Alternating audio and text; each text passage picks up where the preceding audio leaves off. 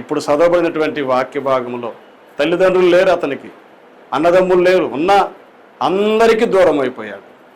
తనున్న దేశాన్ని వదిలిపెట్టి పరాయి దేశములో ఒంటరిగా తను జీవిస్తూ ఉన్నప్పుడు కదా, అందరూ వదిలేసిన దేవుడు మాత్రము ఆ వ్యక్తికి తోడుగా ఉండి అతను చేయు ప్రతి పనిలో సఫలపరిచినట్లు, ఏ ఇంట్లో అయితే ఆ వ్యక్తి ఉంటున్నాడో ఆ ఇంటి యజమానుడికి అర్థమయ్యేటట్లు దేవుడు చేశాడు.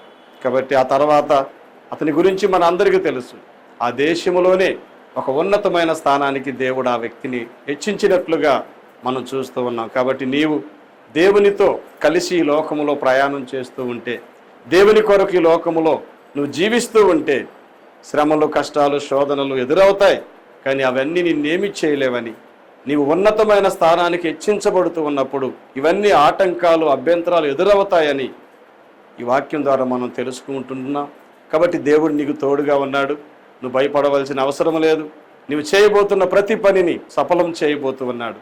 అటువంటి గొప్ప ఆశీర్వాదకరమైన జీవితాన్ని నీవు జీవించదువుగాక.